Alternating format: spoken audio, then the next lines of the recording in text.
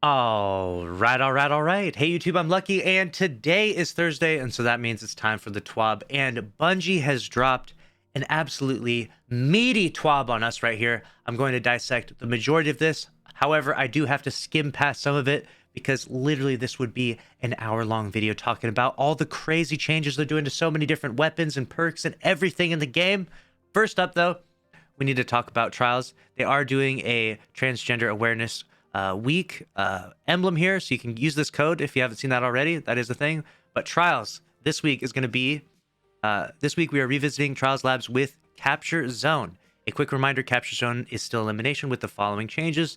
30 seconds after the round starts, a capture zone is enabled. Players can capture the zone to win the round or just eliminate the other team like normal.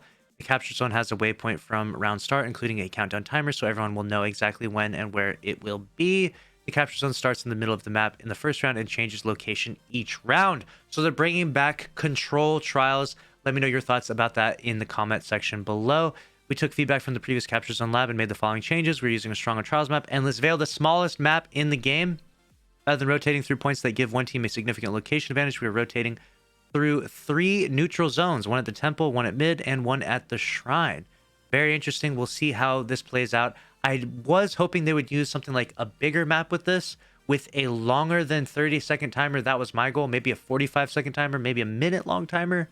Who knows what they might do in the future. I think it'll play out okay with a 30-second timer on a small map. However, I do think if there was a map like Widow's Court, for example, 30-second timer might not be that great. The enemy team will be like bunkered down, Titan walls up, everything, a bubble down, maybe even on the point before you can even look at it with such a big map like that. But we'll see how it plays out this weekend.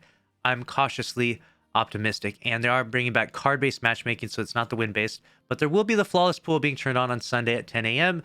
So if you're out there and you play on Friday and Saturday and you get stomped into the ground by whatever means, you should, if you don't make it flawless, you should have a little bit better time on Sunday and Monday in an effort to go flawless. At least that's what I've been told. Let me know if that has been your experience previously with the flawless pool in Trials of Osiris. Next up, they have Pew Pew, and oh my, this is a category, okay? They are going to be talking about with design lead Chris Proctor about a bunch of different weapon archetypes changing. Shotguns, they are going to be nerfing the slug shotguns from 30% to 20%. Pellet shotguns are getting a 10% PvE damage bonus. Linear fusion rifles getting a PvE damage increase right there. Now, obviously, this season is really, really strong for fusions, linear fusions, etc. But once that particle deconstruction mod is gone, once that artifact changes, we don't know what the mods will be next season, but they certainly won't be fusion and linear fusion focused. So we'll see what that is and see how that plays out with the linear fusions in the future. Caster swords reduce the heavy attack ammo cost from 8 to 5. Bows are doing 10% more damage to minor enemies. I don't know why they keep buffing it in the same way. It's funny. But bows are getting buffed a little bit again for the minor enemies. Clear. Sidearms and fusions getting a little bit of projectile speed buff because they had a glitch with them. And in terms of like hit scan and stuff like that, but they're getting changed so that they register a little bit better. All right, exotics, the Vex Smith class is getting that hard nerf. Aim assist stat by 25.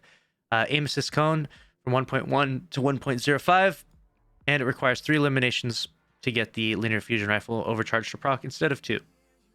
The fighting line is getting some changes brought to it.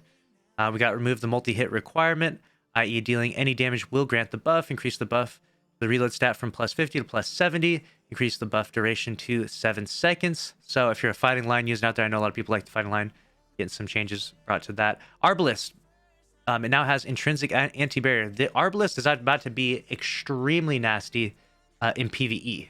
This is about to be one of the best weapons to use. It already is very, very good in the current sandbox, but it's about to get even crazier. Sleeper Simulant, increase the magazine size from 3 to 4, increase PvE damage by 6%. So we'll see how well the Sleeper performs in the future. The Suros Regime, they buffed the slow RPM of it, the 360 RPM of it. So we'll see if that's any good now. Those 360 RPMs are pretty terrible in the current sandbox for both PvE and PvP, but maybe the Suros will have some viability. We'll have to test that out after the changes go live.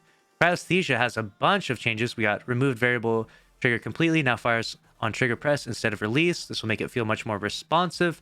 Charge shot moved to special reload. Getting a final blow with the sidearm enables access to the special reload. Once the charge shot is fired, the weapon reverts back to standard sidearm mode. This does not cost your entire magazine. Hard shot now causes an AoE, which freezes AI and slows players. Direct hits still freeze. So, some cryosthesia changes there. Leviathan's Breath. This bow is underused, so we wanted to give it a bump while also making its catalyst more interesting. The catalyst now grants the Archer's Tempo perk in addition to its other effects. Wow. Archer's Tempo on the Leviathan's Breath? That sounds pretty crazy, actually. That would be, what is that, faster rate of fire? That would be, whew, we'll see what happens with that. Whisper of the Worm. Now, this one sounds crazy. I miss the Whisper of the Worm meta. The original DPS King has fallen out of favor with the delay before the damage buff, kicking in, making the weapon less usable in short damage phases, and optional sustained damage requiring all critical hits, but not sufficiently rewarding precision.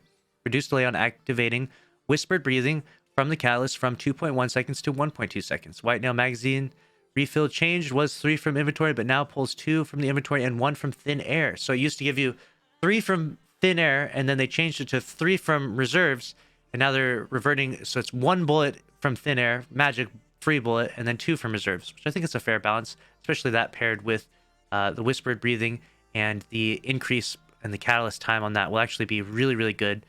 This Whisper of the Worm is about to be probably meta for certain encounters. I mean, that's pretty insane. And they increase the damage in PvE by 10%. Holy crap. That is nuts. Whisper is about to absolutely tear up some raid bosses.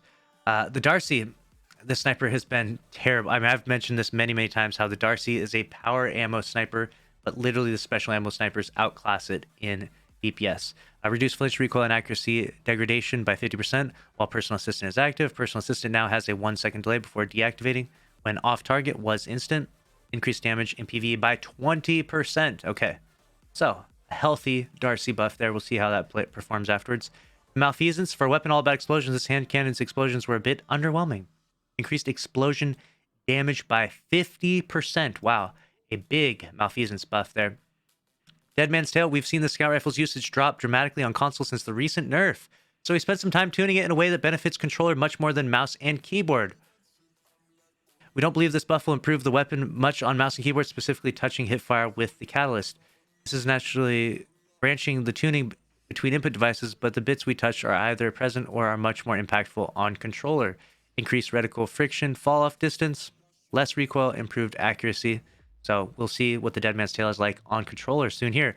The Heir Apparent Catalyst. Now this has been a big pain point. This thing is so strong. There was a data error in the Heir Apparent Catalyst, resulting in it granting too much damage resistance against players. This has been corrected. No effect in PvE. Reduced damage resistance against players from 75 to 25%. Okay, so now that'll actually be a reasonable overshield with the Heir Apparent with Catalyst. The Lawrence Driver. The bonus ability energy feels extraneous when the damage buff is so strong, and we're limiting certain weapon sources of ability energy. Removed ability energy regeneration on picking up a telemetry. Interesting. Changes to Lawrence Driver. The Traveler's Chosen. We have now grants 10% ability energy per stack on activation. Reduce stacks granted on Guardian defeat from 3 to 2. Okay, there we go. And now perk changes. So we have the weapon archetypes and then the specific weapons. Now we're getting even smaller down to the perks. We've got Adrenaline Junkie. This perk wasn't performing as well as intended, and the Path of Least Resistance was making it live up to its dev name, Grenade Buckler. Eliminations with this weapon can add single damage stacks or extend existing ones. Grenade eliminations boost the stacks immediately to 5 times 5. Lower the duration to compensate for weapon activation. Interesting. Vorpal Weapon, they're changing it. Was 15% damage on all weapons. Now it's 10% on heavies, 15% on special, and 20% on primary. So scaling it based on, you know, the weapon's overall damage output. So Vorpal gets a little bit of a nerf, but also a little bit of a buff. Don't know how I feel about that one. Let me know your thoughts in the comments. Whirlwind Blade is getting adjusted, increased number of stacks needed to hit maximum damage from 5 to 10. So a little bit of swords action there. Pulse Monitor. Now this one's crazy. What if instead of activating on what feels like a fail state, this activated on a state you'll be in almost every encounter, even if you're winning? Changed threshold for activation from 90% health to 30% shield, i.e. this now requires much less damage to trigger. Wow, so Pulse Monitor are going to be proccing a lot more. This might actually be a really crazy change to Pulse Monitor. Maybe it'll be really good. We'll see. Mods, Quick Access Link. Now this one is wild, all right? The usage on this mod was very telling. It's extensively used on bows and breach grenade launchers and barely used at all on other weapons. At the same time, we've pulled down some options players had for improving their swap speed and wanted to make an option available for building towards that on all legendary weapons. We'll be watching how this feels in the wild and may revisit it later. Functionality changed was plus 100 handling. All right, 0.9 ready slash stow slash aim. Downsights time for 0.4 seconds after running out of ammo. Now 0.9 ready slash stow time all the time. This change also applies to the swap mag perk as they use the same perk behind the scenes. So this will be really interesting. Will this give you essentially like a quick draw glitch by using this mod, quick access sling? Weird. We'll see. Time will tell. We'll definitely be testing that one out. Full auto retrofit. Add a full auto retrofit weapon mod that enables full auto while the trigger is held.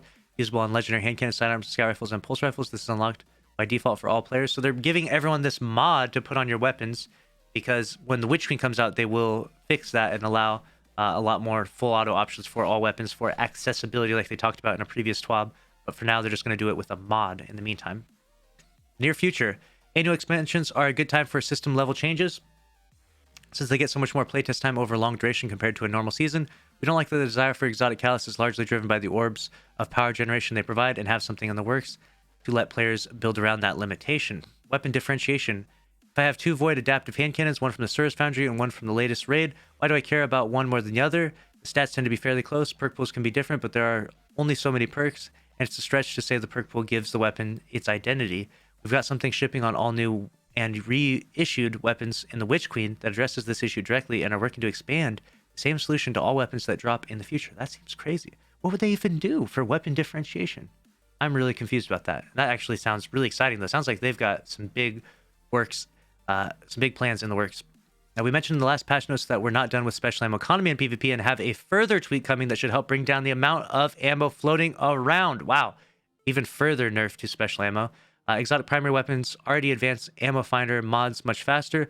We want them to feel better in hard PvE content and are adjusting all of them to reach its goal. That sounds awesome. We're adjusting some exotics, some that consistently top the PvP usage charts in an impressive way, some that had their perks limited to a degree that's no longer warranted. We're looking at you, Chaperone Nerf inbound. Let me know your thoughts about all of those changes down in the comment section below. Some crazy sandbox changes coming in December. I can't wait to cover videos on absolutely everything. Make sure you're subscribed with notifications on. I will be covering what all of the nerfs and adjustments look like. So here we have the Threads of Light. A bit of a drama and controversy. People saying that the Hunter was ugly and the Warlock was ugly. The Titan do be looking kind of good, though, low-key. But I think they all look good, and a lot of people were giving a lot of hate and criticism on Twitter, and it got pretty nasty on there. Bit of drama there. They're doing more Bungie bounties here, and we have a list of changes coming up, and one of these known issues was actually the Warlock would perform Phoenix Dive and then they can't slide for 5 seconds. That was actually a really big one. Happy to see that one finally get adjusted. And then we've got the movie of the week, the artist of the week, as usual, and that is the end of this week's TWAB. Again, make sure you're subscribed with notifications on. I will keep you up to date on all the news. I can't wait to share with you exactly what all these changes look like and what the new meta will be in both PvE and PvP when these changes do go live. That's a wrap for this video. See you in the next one. Thanks for watching. Later.